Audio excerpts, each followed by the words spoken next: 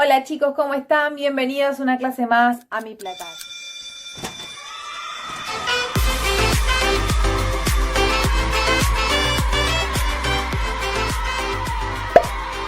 El día de hoy vamos a continuar con el último de los 3 poderes que nos quedaba por estudiar, que es obviamente el poder legislativo. Así que abran sus carpetas, voy a intentar de ser lo más, lo voy a sintetizar lo más posible, ¿sí? Para que podamos entender un poquito de este tema. Ponemos de título entonces poder legislativo. Lo primero que vamos a entender y recordar es lo que yo te dije en la primera clase que empezamos a ver división del poder, ¿sí? Y te dije que básicamente el poder se dividía en base a lo que se necesita para una ley. Es decir, alguien tenía que crearla, alguien tenía que aplicarla y alguien tenía que vigilar que la ley se cumpliera en casos concretos, ¿sí? O si se había cumplido o no en casos concretos. Te había dicho que había un poder que trabajaba en pasado, que era el poder judicial, un poder que trabajaba en el presente, que era el poder ejecutivo, porque es el que va a aplicar en este momento, y el poder legislativo que se trabaja en el futuro. Entonces, si vamos a recordar lo poco que vimos de poder legislativo, vas a tener que saber decirme lo siguiente. Primero, que el poder legislativo es el encargado de crear las leyes. Y en segundo lugar, me vas a decir que es aquel que trabaja para el futuro, ¿sí? Porque piensa en leyes que se van a aplicar mañana, no hoy, sino mañana. Bien, otra cosa que tenés que recordar es cuando estudiamos y analizamos la estructura de la Constitución, ¿te acordás? Y en un momento cuando dividimos habíamos visto que al principio eran un montón de derechos y luego venían los capítulos de autoridades de la nación. Cuando vimos autoridades, el primer título era poder legislativo y te lo voy a mostrar acá para que lo veas. Porque quiero más o menos que ubiques en qué artículos habla el tema, ¿sí? Fíjate, dice autoridades de la nación.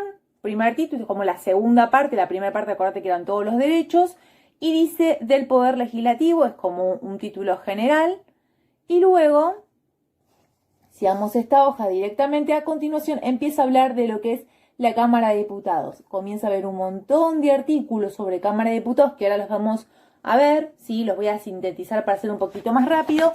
Damos vuelta, hay más sobre Cámara de Diputados, ¿sí? Y una vez que termina, en la siguiente hoja vemos que dice del Senado. Hay un montón de artículos sobre el Senado, es decir, cuáles son las cosas distintas que tienen los senadores y los diputados, que vamos a ver, por ejemplo, los requisitos. Acá termina lo del Senado. Y luego vas a ver que arranca un título que dice disposiciones para ambas cámaras.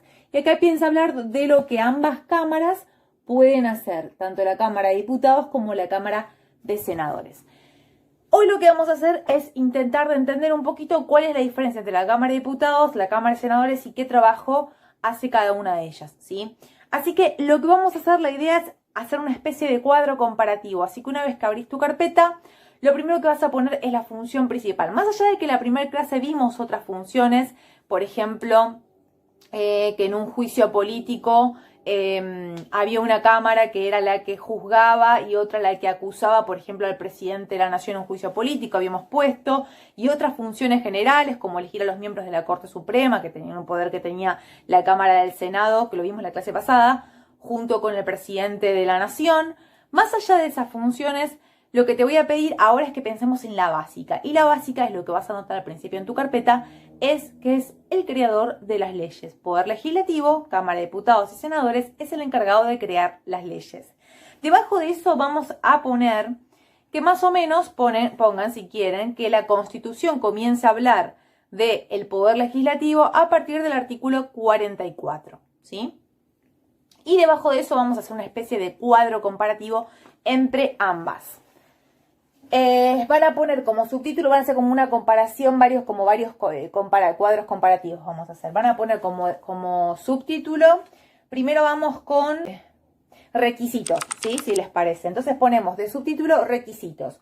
Y la idea es que ahora dividas, ¿sí? Entre senadores y diputados. Entonces acá vas a poner diputados, ¿sí? Y del otro lado vas a poner senadores.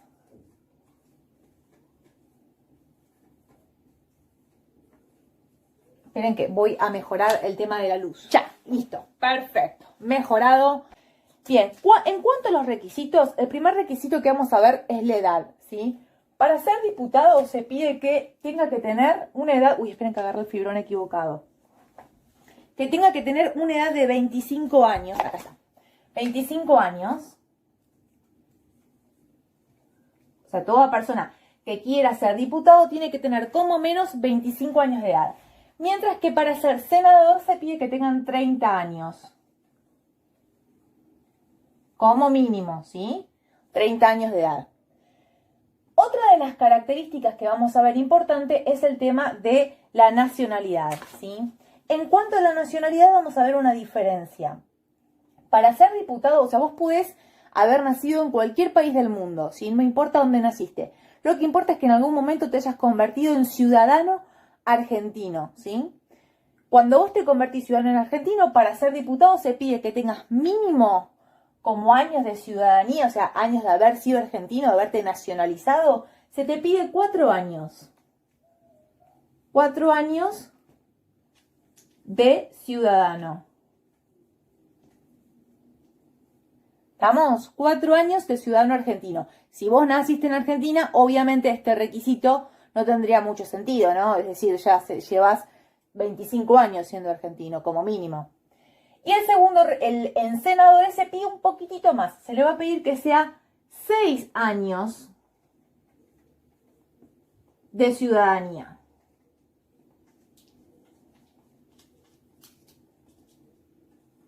Seis años de ciudadanía, 6 años de ser argentino. Perdón si me voy muy para arriba, pero como estoy acá en el costado, se me van los rengloncitos. Bien, ahora, siguiente requisito. Como vamos a ver dentro de un ratito, tanto los diputados y los senadores, de cierta manera van a representar a la provincia. Van a ver que los senadores, lo vamos a ver dentro de un rato, representan a la provincia y los diputados representan al pueblo de la provincia. Es muy parecida a la idea, pero bueno, el concepto es ese. Entonces la pregunta es ¿de qué provincia? Es decir, si yo vivo en Buenos Aires, ¿sí? ¿Me puedo postular como senadora o como diputada para la provincia de La Rioja? Bueno, depende, hay que ver dentro de los requisitos. Y el siguiente requisito justamente tiene que ver con la provincia. Se va a pedir, para ser diputado, que hayas vivido los 2 últimos años en la provincia, es decir, 2 años en la provincia para la cual te postulás, 2 últimos años en la provincia para la cual vos te postulás, o ser nativo de la provincia.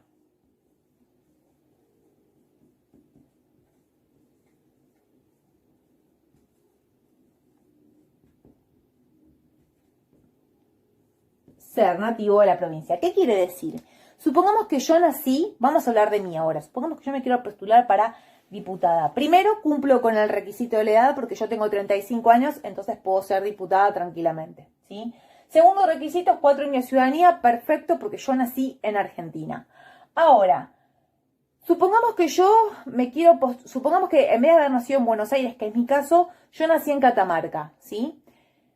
¿Para qué provincia me puedo postular yo como diputada? En este momento yo podría postularme para Catamarca, porque soy nativa de Catamarca, es decir, nací en Catamarca, ¿sí? O puedo postularme para la provincia de Buenos Aires. ¿Por qué? Porque llevo más de 2 años viviendo en la provincia de Buenos Aires. Entonces, en mi caso, podría postularme para ambas provincias, ¿sí?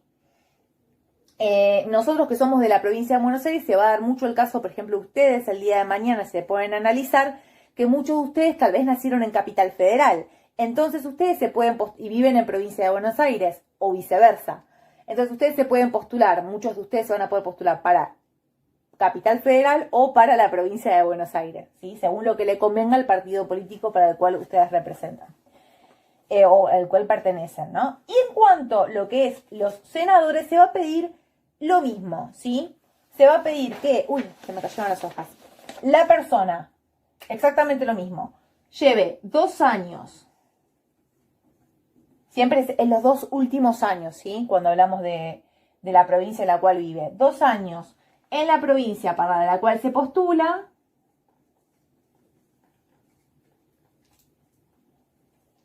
¿sí?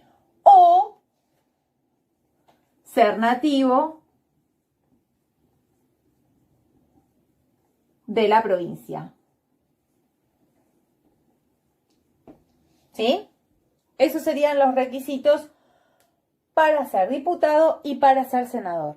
Como les dije, debajo pueden aclarar también, es que el diputado lo que va a hacer es representar al pueblo de la provincia. El pueblo, se dice que representa al pueblo de la nación en realidad, pero se lo divide como por provincias. Pero sí, un diputado intenta siempre ver las necesidades del pueblo de su provincia y no tanto de las necesidades del pueblo de su nación, ¿sí? Porque digamos que tal vez un diputado de Catamarca desconoce la realidad de Tierra del Fuego, ¿sí? Pero bueno, en realidad ellos representan al pueblo de la nación, representan al pueblo, mientras que ellos se dice que representan a la provincia. ¿Sí? Siguiente subtítulo, vamos a volver a hacer el mismo cuadro comparativo. ¿Sí? Si quieren trazar una línea, como ustedes prefieran, van a volver a poner diputados y senadores. Y el subtítulo esta vez sería, pongamos, composición, nombres, o no, nombres no, pongan composición, cantidad y quién los elige. Pongan todo eso. Bien, cuando vemos composición, vamos a ver una cosa en la Constitución que es un poco extraña, ¿sí? Cuando hablamos de senadores, vamos a ver que los senadores, vamos por la parte fácil, los senadores son 3 por provincia, hay 3 senadores, ¿sí? Por cada provincia, más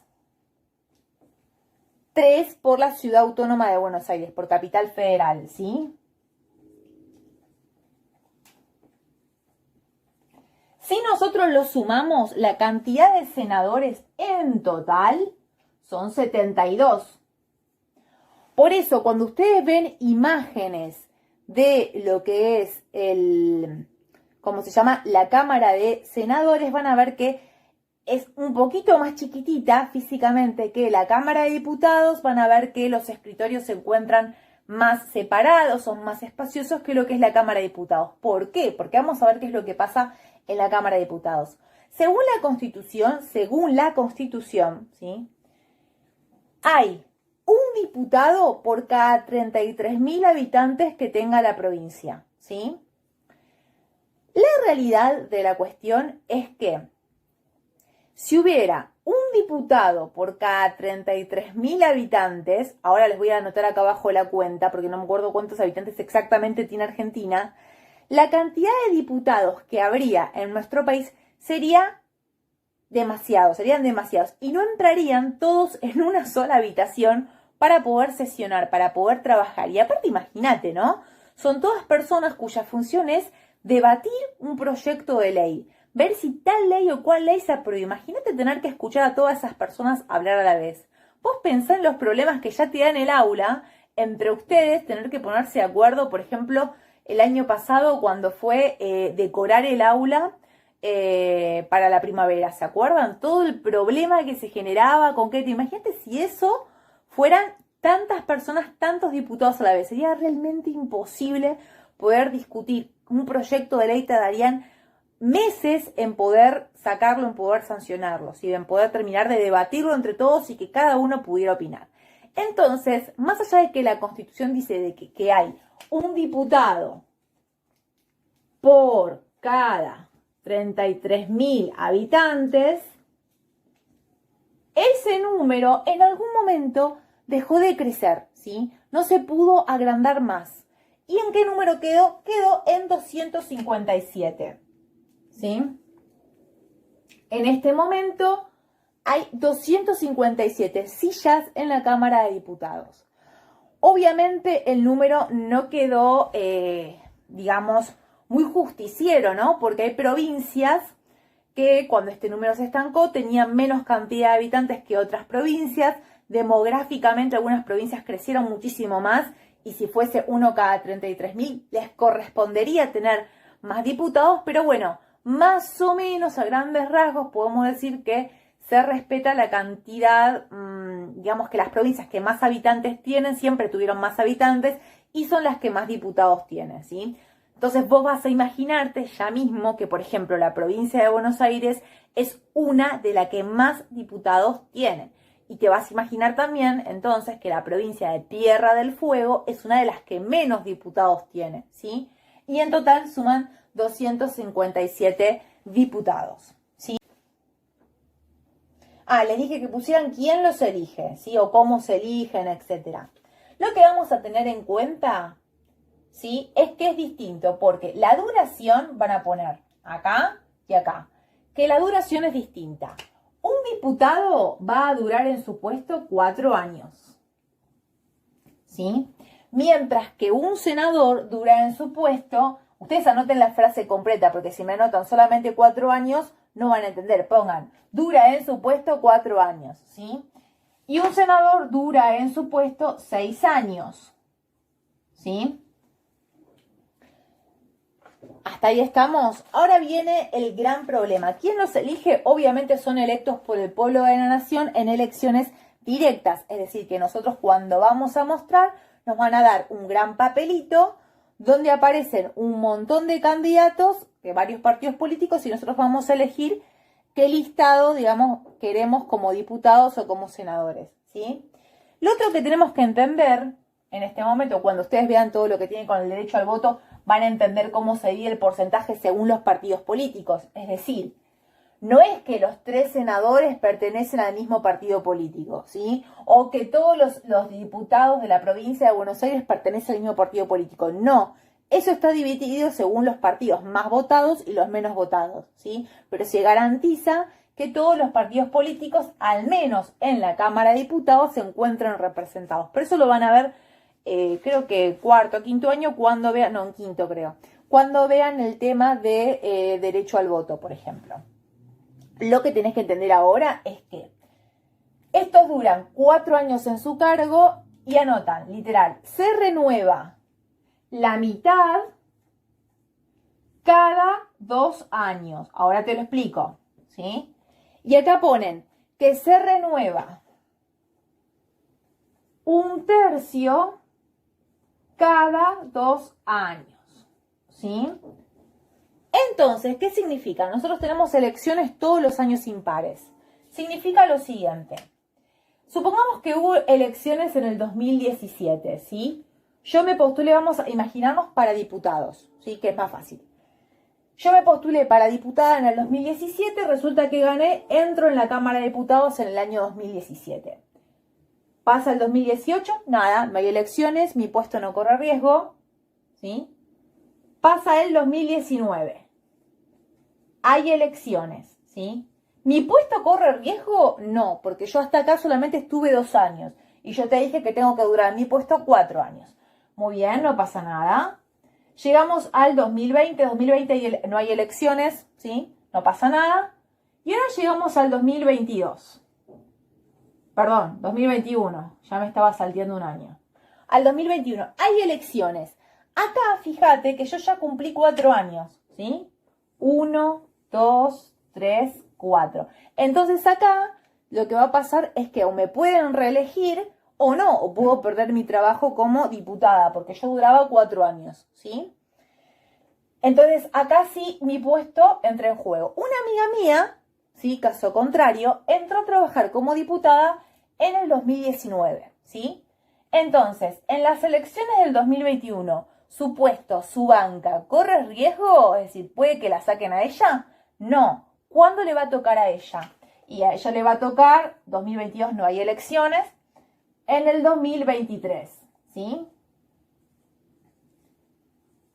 ¿Estamos? Ahí va a correr riesgo el puesto de ella.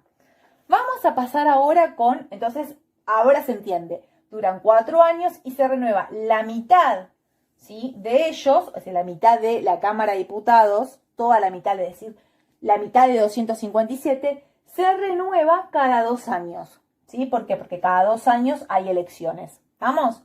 Vamos a pasar con los senadores.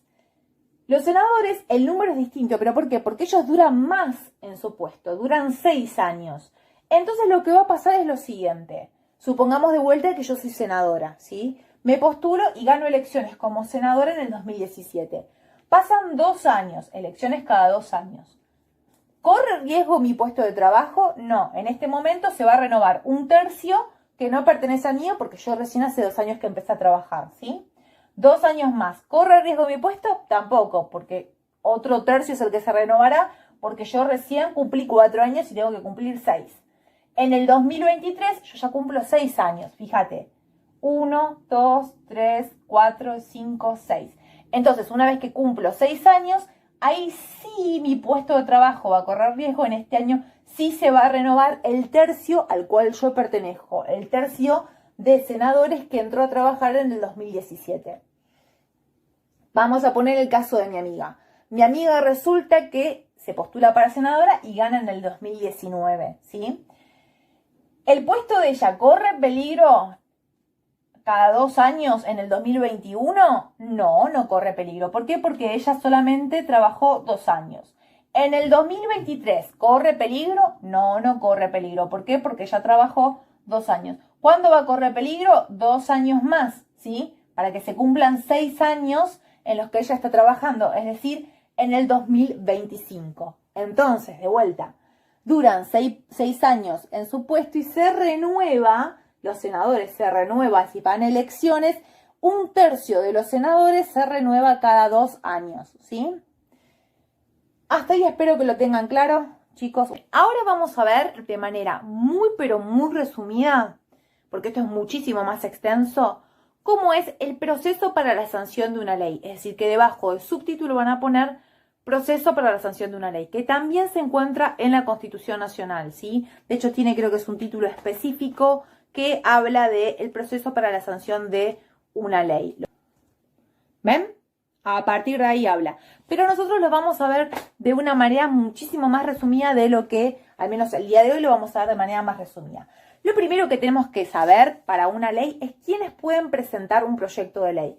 Entonces van a poner, ¿sí? Vamos a armar como una especie de cuadro, que la iniciativa, es decir, el proyecto de ley, lo puede presentar el pueblo. Nosotros podemos presentar un proyecto de ley, ¿sí? Lo puede presentar el presidente de la nación, es decir, el poder ejecutivo, lo puede presentar, o lo puede presentar cualquier miembro del poder legislativo. El proyecto de ley, para que ustedes se hagan su idea, una vez que está la iniciativa, este proyecto armado, es decir, alguien lo escribió ley tanto sobre tal tema y empezó a escribir un montón de artículos como la Constitución Nacional, muy parecido al formato de la Constitución. Una vez que lo escribieron, lo que va a hacer el proyecto es ir a lo que se va a llamar la Cámara de Origen. Ponen Cámara de Origen, ¿sí? O Cámara Iniciadora también se la llama. El proyecto en la Cámara de Origen, es la Cámara, es decir, diputados o senadores, cualquiera de las dos que reciba el proyecto. Una vez que aprueba el proyecto, si entre todos lo votaron y los 257 o los 72 votaron este proyecto, va a pasar a la Cámara Revisora, ¿sí? Que es la segunda Cámara, es decir, si la Cámara de Origen fue diputados, la Cámara Revisora va a ser senadores, ¿sí? Pasa a la Cámara Revisora. Si la Cámara Revisora aprueba el proyecto, por favor escriban revisora con B gorda, va a pasar al Poder Ejecutivo. Es decir, pasa al presidente de la Nación, este proyecto de ley. Acá lo que vamos a decir es que Cámara de Origen le dio media sanción al proyecto y Cámara Revisora le dio otra media sanción al proyecto. ¿Qué es lo que va a hacer el Poder Ejecutivo cuando reciba el proyecto? Hay 3 opciones, ¿sí? Una es que diga, me encanta el proyecto, me encantó, lo apruebo y lo convierto en ley. Es decir, convierte en ley el proyecto, ¿sí? La otra opción es que no diga nada, que haga silencio y no diga nada. Si el presidente no dice nada durante 10 días, hizo silencio durante 10 días, este proyecto se convierte en ley, ¿sí? Y la última opción es que el presidente use lo que es su poder de veto, es decir, vete el proyecto. Es decir, diga, el proyecto no me gustó, este proyecto de ley no me interesa, entonces lo veto, ¿sí? Es decir, lo que hace es anular ese proyecto, rechazarlo, ¿sí? Si el presidente rechaza este proyecto, lo que va a pasar es que este proyecto va a volver a la Cámara de Origen y si esta Cámara, esto lo van a estudiar más adelante, lo vuelve a aprobar y Cámara Revisora vuelve a aprobar este proyecto, el proyecto igual se va a convertir en ley. ¿Por qué? Y porque el presidente, que es uno solo, me está diciendo que no al proyecto y nosotros que somos tantos, que somos 72 y 257, estamos diciendo que sí al proyecto, entonces hay que decir al presidente que bueno, que su veto no sirve, ¿sí? Que nosotros seguimos aprobando este proyecto. ¿Suele pasar esto? No, no suele pasar esto. No, es muy raro que se dé este caso de que el veto del presidente queda sin efecto porque Cámara Origen y Cámara Revisora insisten con el proyecto. Bueno, chicos, eso es todo por el día de hoy. Espero como siempre sus apuntes y nos vemos la clase que viene.